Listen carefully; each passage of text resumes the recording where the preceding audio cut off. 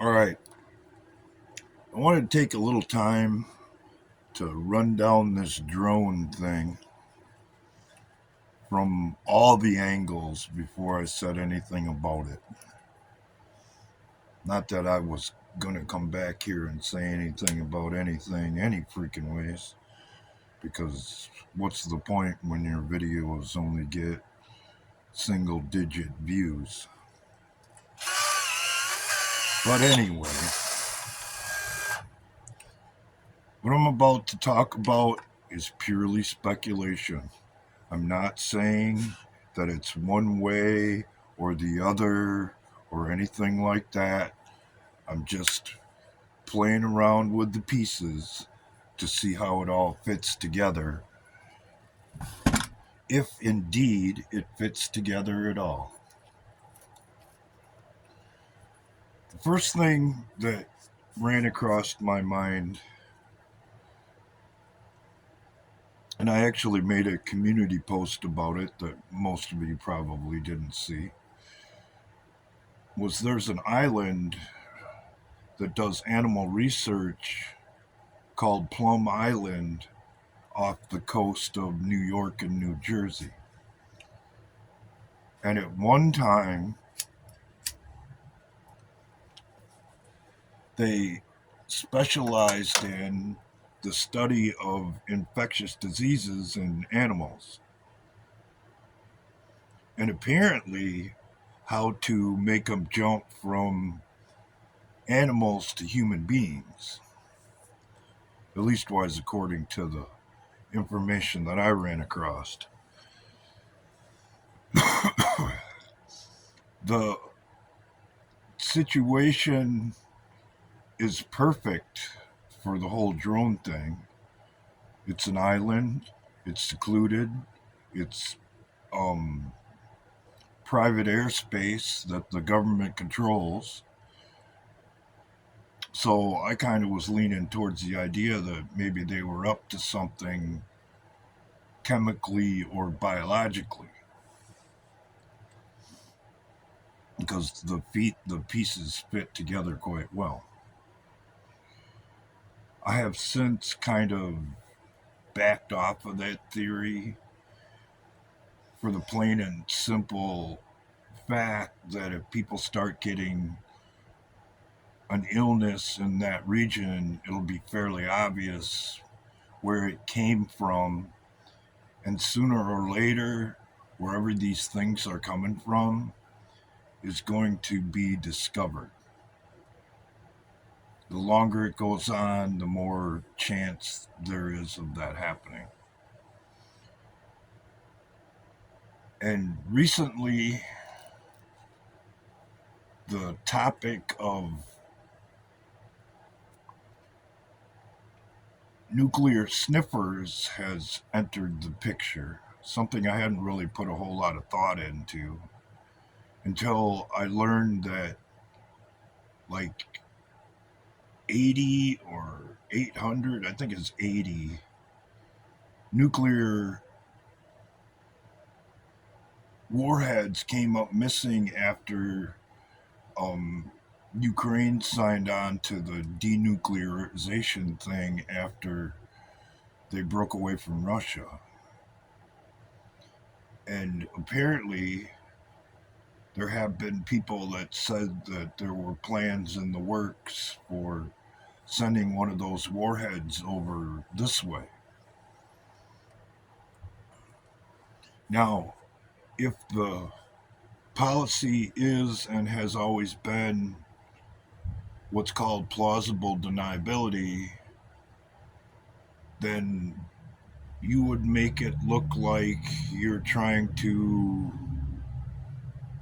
head off a potential threat in order to deflect blame when an event happened. Because the cold hard reality, it's the Democrats and the left that want to maintain their power, cover up their things that they've done to get to that point, and so on. So you have to set up a situation where you can claim plausible deniability. And what better way to do it than to say, hey, we've been looking for it the whole time. We just didn't want to tell anybody to panic the masses.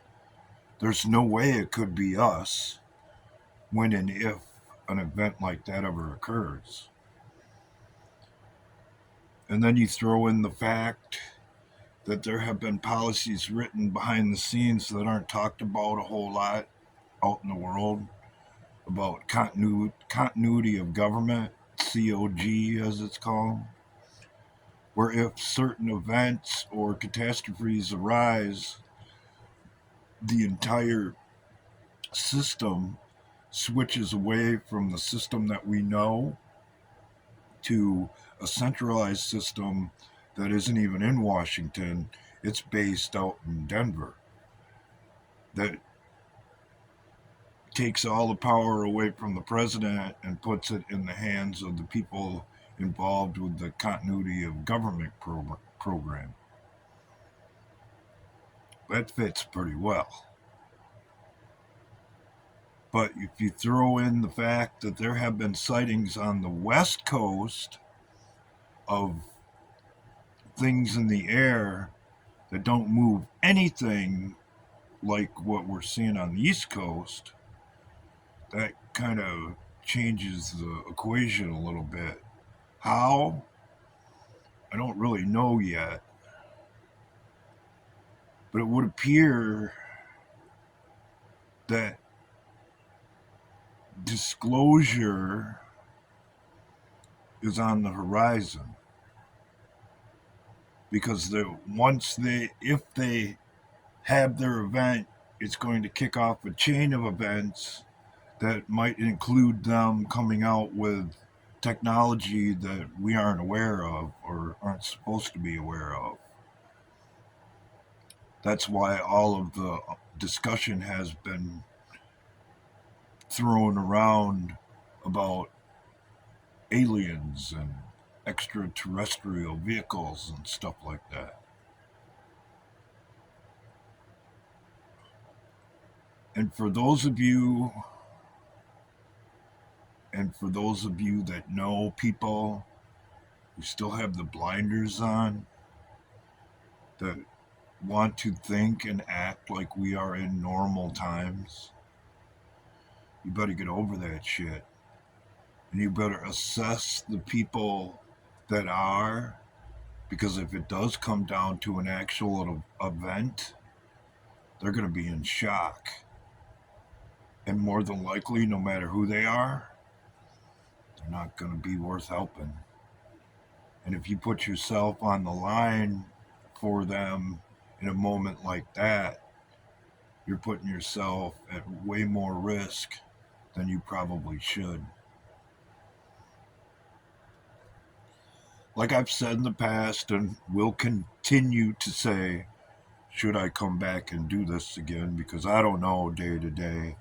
I'm so sick of trying to get through anywhere on YouTube that I'm about ready to just pack it up because it really doesn't matter when you're basically talking into an empty hole. But you better keep your wits about you. And as I have said before, the ball in this game is justice. And if you're willing to understand that and who's trying to avoid it and who's trying to bring it about, the pieces will fall into place pretty much on their own, whether you're speculating or not, whether you're making a video like this one that's for entertainment and thought provoking purposes only, before you end up in a situation you never dreamed you'd be in, or worse yet, waiting for an event to happen that should never happen just because somebody doesn't want to stand up to the things that they've done and they're willing to throw you under the bus to do it.